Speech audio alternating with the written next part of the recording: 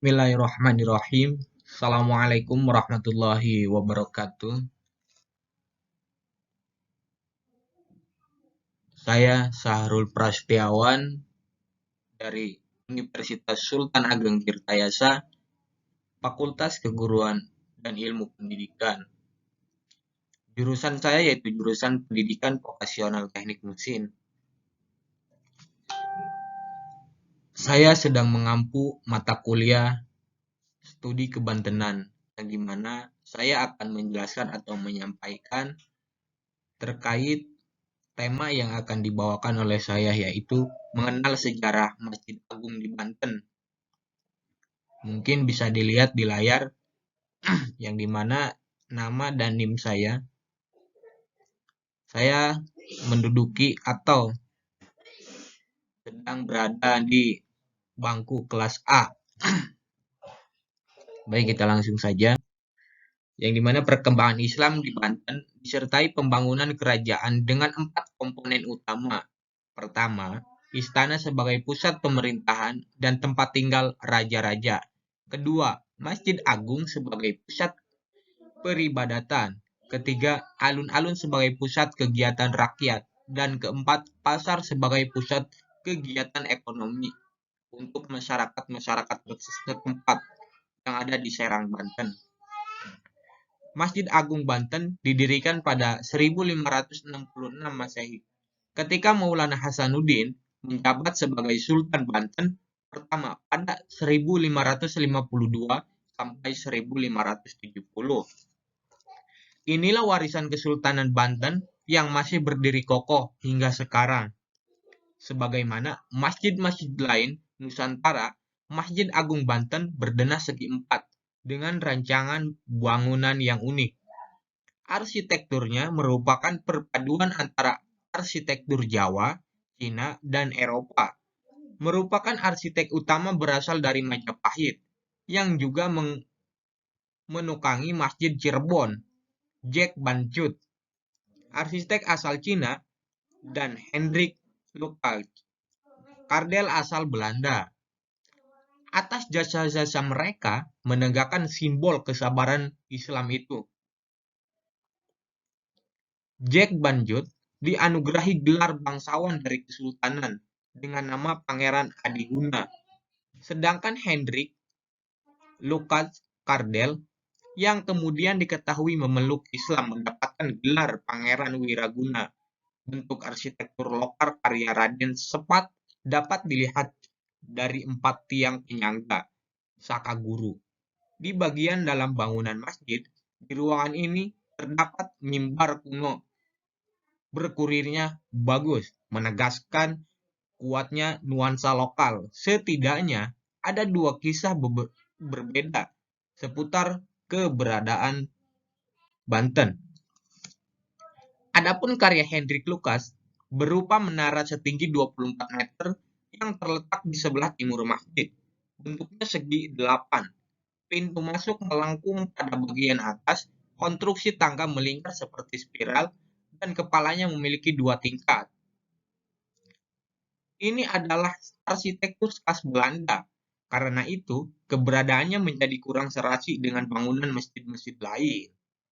Semula bangunan ini bukanlah menara azan, tetapi menara rambu dan pengintai untuk pelabuhan Banten yang terkenal. Jadi, semua yang ada di wilayah Banten, imamnya kepada Masjid Agung, atau dahulu-dahulu kepada Masjid Agung. Ada yang berupaya memaknai bentuk bangunan menara dengan sudut pandang Islam. Segi 8 sinyalir, hasil pembagian dari 24 dibagi 3. 24 adalah simbol waktu 24 jam, sementara 3 adalah simbol dari ibadah, ma'isyah, sumber nafkah, dan istirahat.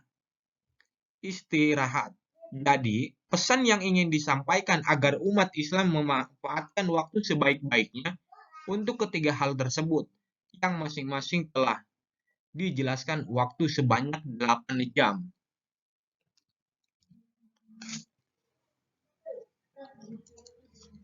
Poin berikutnya adalah sejarah Masjid Agung Banten yang pada awal mula Pendirian Masjid Agung Banten. Kerajaan Banten berada di bawah kekuasaan Kerajaan Demak. Kemudian, Banten melepaskan diri dari Kerajaan Demak. Masjid Agung Banten dibangun pertama kali pada masa pemerintahan Sultan Maulana Hasanuddin, yang mana pada tahun 1552 sampai 1570. Putra pertama Sunan Gunung Jati. Jadi, Sultan Maulana Hasanuddin itu putra pertama dari Sunan Gunung Jati. Kemudian, pembangunan masjid dilanjutkan oleh putranya, yaitu Sultan Maulana Yusuf. Nah, jadi pembangunan-pembangunan tersebut terus-menerus dilanjutkan oleh putra-putranya yang menjadi raja kedua kerajaan di Banten. Jadi pada masa ini, Masjid Agung Banten dibangun dengan gaya Jawa. Pada masa pemerintahan Raja ketiga Sultan Maulana Muhammad, yaitu pada tahun 1580 sampai 1996. Bangunan ditambahkan sebuah pesantren, ruang untuk sholat wanita. Jadi tidak hanya untuk ruang sholat pria. Di situ juga dibangun pesantren, sebuah ruang untuk sholat wanita. Ada majelis taklimnya. Pada tahun 1632, seorang arsitek Cina bernama Jack Banjut atau Jack Banjut menambahkan menara setinggi 24 meter di komplek masjid. Pada periode yang sama, tiamah atau papilon bergaya Eropa yang dirancang oleh Lucas Cardel, orang Belanda yang masuk Islam dibangun kompleks masjid. Nah, pada arsitektur Masjid Agung Banten tersebut memiliki keunikan bangunan dengan alkulturasi 3 budaya. Jadi, yaitu Arab, Cina, dan Eropa. Letak Masjid Agung Banten juga berdekatan dengan Vihara Avalokiteshvara dan Kerajaan Kaibon, yang dimana sekarang pada tahun-tahun 2020, 2022 itu disebut dengan Kaibon. Ciri khusus Masjid Agung Banten memiliki menara yang terlihat seperti mercusuar dengan bagian atapnya atau bertumpuk-tumpuk. Sekarang bertumpuk 5, seperti pagoda Cina. Pada sisi kanan dan sisi kiri terdapat serambi yang merupakan kompleks pemakaman Sultan Banten. Bangunan masjid ditopang dengan 24 tiang. Dinding bagian timur memisahkan ruang utama dengan serambi timur yang memiliki atap limas. Pada dinding ini terdapat 4 buah pintu dengan posisi rendah, supaya setiap orang yang masuk harus merunduk. Mungkin bisa dilihat oleh teman-teman pada gambar tersebut ya. Sudah saya tampilkan di slide-nya. Selanjutnya saya akan menjelaskan atau menyampaikan tentang makam kerajaan yang ada di Banten.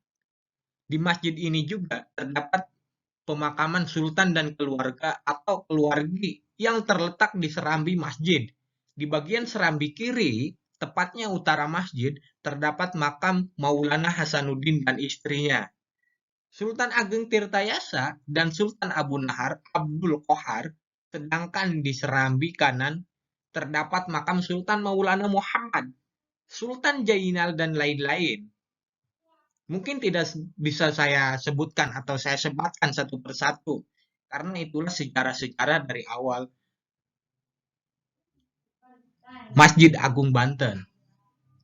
Dengan adanya makam-makam sultan ini, masjid semakin banyak yang dikunjungi oleh masyarakat di Banten, baik itu Serang, Pandeglang, Cibaliung, Malingping, dan sekitarnya.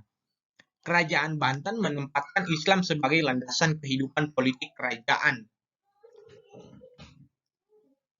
Namun begitu, tidak menutup kemungkinan agama lain menjalankan ibadah di sana.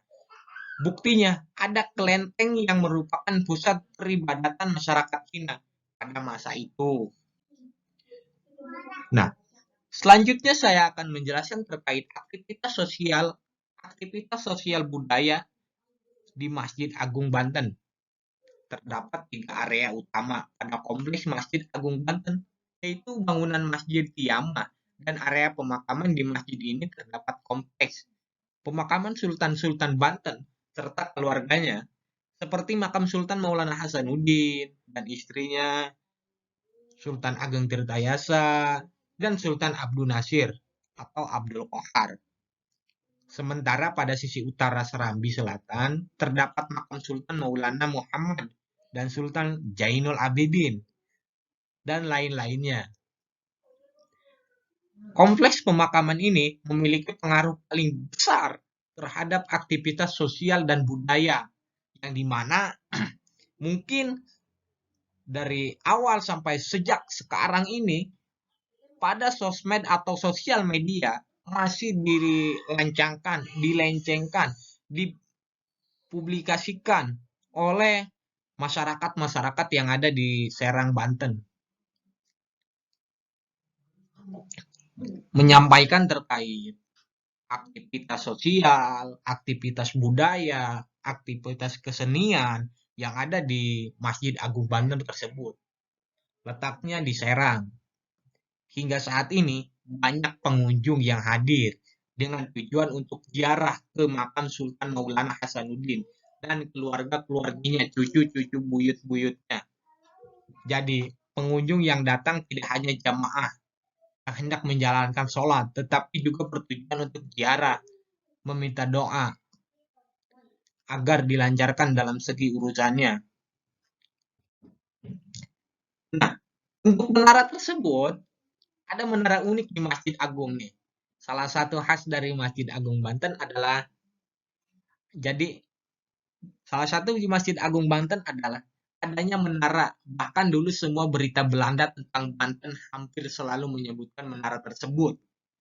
Mungkin entah tahu siapa, tapi hal ini membuktikan menara itu selalu menarik perhatian pengunjung kota Banten masa lampau. Sampai saat ini, banyak santri-santriawati yang mengunjungi Masjid Agung tersebut. Menara masjid tersebut terletak di sebelah timur masjid. Menaranya itu dari batu bata dengan ketinggian kurang lebih 24 meter. Diameter bagian bawahnya kurang lebih 10 meter. Itu hanya ukuran dari segi manusia, entah siapa yang membangun zaman dahulu kala. Nah, dulu itu menara ini digunakan sebagai gudang senjata dan menara pengawas. Nah, jadi pada peperangan-peperangan dulu itu menara ini ditempatkan untuk senjata, gudang-gudang, untuk peperangan-peperangan nenek moyang kita yang sudah masa lampau. Mungkin sekarang sudah meninggal. Namun kini menara ini dibuka untuk umum. Siapapun dapat menaikinya. Nah, jadi di sini sudah ditonjolkan dalam slide yang saya tampilkan, menara ini dibuka untuk umum. Jadi untuk umum itu untuk siapa saja yang mengunjungi kepada Masjid Agung yang ada di Serang tersebut. Jadi siapa saja boleh memasuki dalam menara itu. Untuk mencapai ujung menara, Anda harus menangkapi 83 buah anak tangga. Nah, jadi tangganya itu terhitung. Kenapa bisa terhitung? Karena saking banyaknya pengunjung, jadi saking lamanya menara tersebut, bahkan sampai terhitung. Anda juga ketika ingin menaiki menara tersebut, yang ketinggiannya 24 meter itu, harus melewati lorong yang hanya dapat dilewati oleh satu orang. Jadi, nah, di sini sudah disampaikan ya, untuk menaranya itu, lorongnya itu hanya cukup satu orang. Jadi per orang, tidak bisa dua orang dalam menaiki satu tangga tersebut untuk menuju ke atas. Nah, saat di puncak, pemandangannya di sekitar masjid berupa pegunungan, pesawahan, dan perairan lepas pantai dapat terlihat dengan jelas. Nah, mungkin di sini ada kalimat mantap. Jadi ketika Anda mengunjungi masjid tersebut, mungkin Anda bisa melihat keseluruhan yang ada di Banten, baik itu dari keseniannya mungkin bisa terlihat, yang dimana kota Pandeglang adalah kota wisata. Mungkin ketika Anda menaiki menara tersebut, Anda melihat ke arah Pandeglang, banyak di situ wisata-wisata tersebut, baik itu wisata kecil, wisata besar. Mungkin bisa dilihat ketika Anda menaiki menara tersebut. Nah, ketika Anda menanyakan di manakah lokasi Masjid Agung Banten tersebut, jadi lokasi Masjid Agung tersebut adalah berada di kawasan wisata Banten Lama. Di mana coba wisata Banten Lama? Yaitu di Serang. Jaraknya kurang lebih 10 kilometer dari alun-alun Serang, tepatnya di Desa Banten. Nah, ketika Anda ingin mengunjungi kepada Masjid Agung, mungkin hanya tertera alamat yang di situ alun-alun Serang. Nah, untuk desanya itu Desa Banten, kecamatannya tersebut Kecamatan Kesemen. Jadi Anda ingin mengunjungi tersebut kepada teman travel bisa lebih mudah menjangkau masjid dengan menumpang kendaraan pribadi.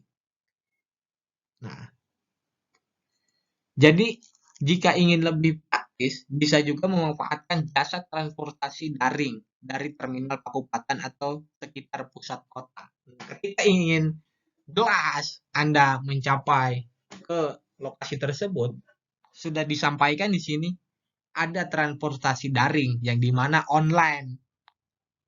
Tinggal membuka website ataupun link tersebut di Google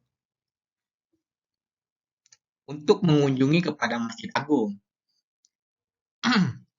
Untuk berikutnya, keindahan dan fasilitas yang ada di Masjid Agung Banten.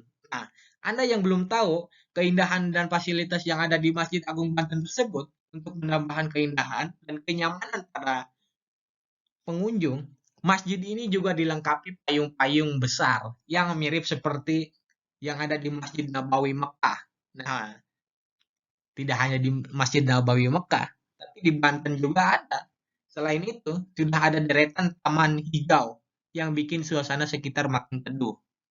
Jadi ketika Anda mengunjungi kepada Masjid Agung tersebut, atau dengan sebutan orang Pandeglang itu Banten Lama. Tak hanya itu, lantai masjid juga sudah dilapisi marmer, mewah dan rapi. Mungkin bisa agak sedikit licin ketika kita menginjak ke Masjid Agung tersebut. Begitu mampir ke area depan, Anda akan melihat hamparan putih bersih, membuat siapapun jadi betah berlama-lama dengan menghabiskan waktu di masjid itu. Jadi para pengunjung itu semakin indah ketika sudah menginjak lokasi Masjid Agung. Mengenai fasilitas, masjid ini dilengkapi dengan berbagai fasilitas. Di antaranya sarana ibadah, tempat wudhu, kamar mandi, atau WC, atau sound system, dan multimedia atau kantor sekretariat, perpustakaan, perlengkapan pengurusan jenazah, toko ruang belajar, TPA, penitipan, penitipan gudang sendal, tempat parkir, dan situs-situs lainnya sudah lengkap ketika Anda mengunjungi Masjid Agung tersebut. Nah, dari luar sana, jika ingin mengunjungi kepada Masjid Agung, di sini fasilitasnya sudah lengkap. Enak ya. Terkait arah kiblat Masjid Agung Banten, kemana sih arah kiblatnya? Nah, untuk arah kiblat Masjid Agung Banten merupakan situs bersejarah peninggalan Kesultanan Banten. Nah, jadi pada zaman dahulu itu tidak hanya membuat masjid-masjid, tapi mereka membuat sejarah. Baik itu sedikit kecilnya, sedikit besarnya, sejarah-sejarah yang mereka ukir, mereka bikin. Masjid ini menjadi salah satu tinggalan di kawasan Banten lama yang masih eksis dan dipergunakan sebagaimana fungsinya dari awal. Eksistensi masjid ini menjadikannya sebagai napas sejarah dan budaya Banten. Jadi eksistensinya itu menjadi napas dan menjadi budaya yang ada di daerah Banten. Bahkan kini, hari ini, masjid ini sudah menjadi simbol identitas dan pusat budaya Banten yang Islami, dipakai sebagai logo oleh lembaga pemerintahan maupun organisasi profit serta beberapa lembaganya swadaya masyarakat.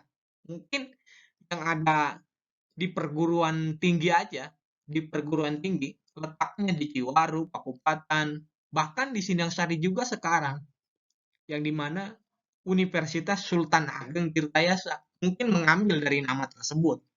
Entah siapa yang mengambilnya, sudah kesepakatan bersama mungkin. Organisasi-organisasi lain pun yang ada di Serang, Banten itu masih mengambil dari nama kesultanan tersebut.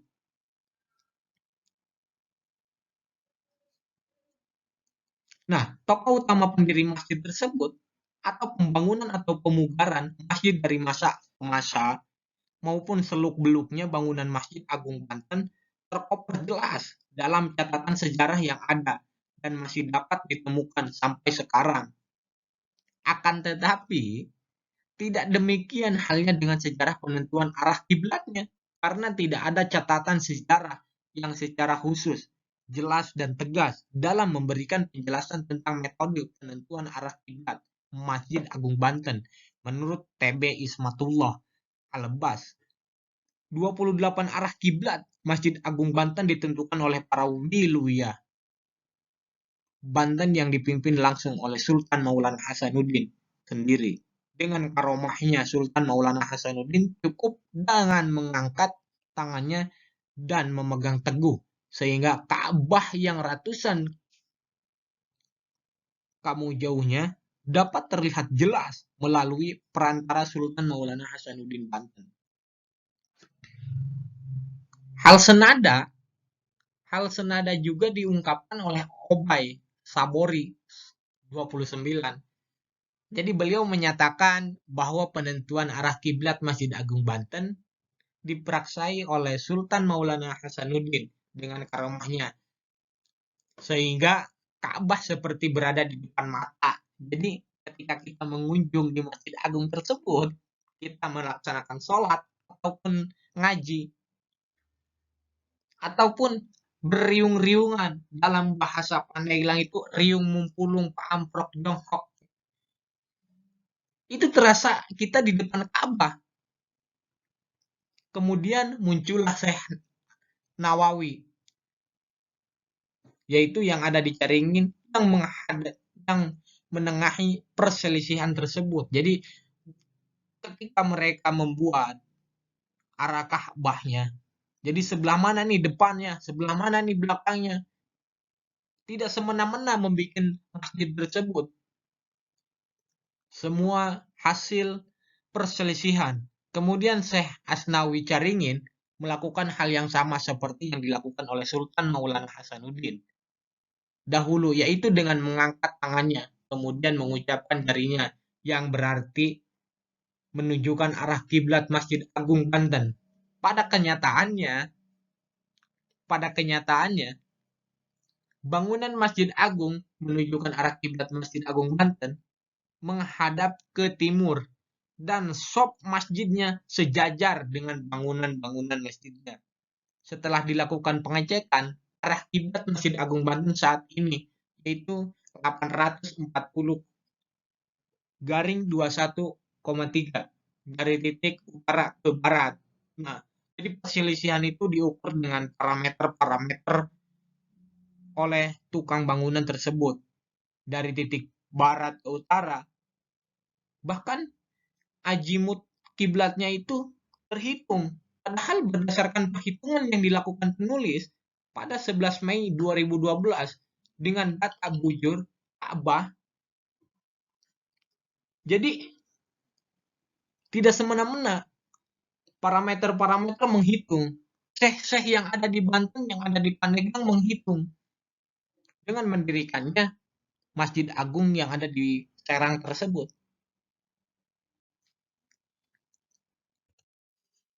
Jadi hal yang kita perlu ketahui dalam sejarah Masjid Agung yang ada di Banten itu banyaklah manfaatnya ketika kita mengunjungi ke Masjid Agung tersebut. Ketika kita mengunjungi, kita bisa memanfaatkan waktu. Di situ banyak-banyak hal lainnya dari segi makanan, keindahan-keindahan alamnya, keindahan-keindahan masyarakatnya. Jadi kalian yang ingin mengunjungi bisa melihat website di Google, apalagi sekarang zamannya zaman canggih. Mungkin bisa dilihat dari temanya apa, kenapa. Mungkin saya juga kurang jelas dalam menyampaikan penjelasan sejarah Agung Banten itu. Kalian bisa mengetahui lewat website terkait gambar, yang dimana gambar Sultan yang mana, gambar Maulana Yusuf yang mana, Syekh Asnawi yang mana. Kalian bisa mengetahui di website atau di Google. Jadi, kesimpulannya, ketika kita mengunjungi Masjid Agung tersebut, kita merasa nyaman dan merasa indah. Untuk lokasinya, tadi sudah saya sampaikan, yang dimana di Serang, Banten. Ketika kita mengunjungi Masjid Agung tersebut, maka akan tertera yaitu alun-alun Serang. Dan di alun-alun Serang akan diarahkan kepada Masjid Agung Banten. Dalam yang terketahui oleh masyarakat-masyarakat luar sana, bahkan masyarakat Pandeglang pun tetangganya, saudaranya itu mengetahui Banten lama, yang dimana tempat peristirahatannya. Nah, mungkin dari tahun kemarin, tahun 2022, masih di tahun 2021, bulan 12 yaitu Desember, yang saya ketahui kena musibah atau kena teguran dari Allah Subhanahu wa taala, yaitu Masjid Agung Banten terkena banjir. Jadi makam-makam Maulana Hasanuddin Banten tergiur oleh air. Kita mohon doanya semoga tidak apa-apa dalam sejarah Masjid Agung Banten, bisa terindah lagi tempatnya, wisatanya yang ada di Banten. Mungkin mohon maaf dari saya jika ada kesalah kata dalam penjelasan yang saya sampaikan. Kurang lebihnya mohon maaf. Wabillahi taufiq wal hidayah.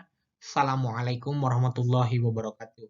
Saya Sahrul untuk tugaskan mengenai studi kebantenan, menyampaikan sejarah-sejarah yang ada di studi kebantenan itu. Saya membawakan tadi tema yang dimana Sultan Ageng Tirtayasa mengenai Masjid Agung Banten. Mungkin cukup sekian dari saya. Wabillahi taufiq wal hidayah. Assalamualaikum warahmatullahi wabarakatuh.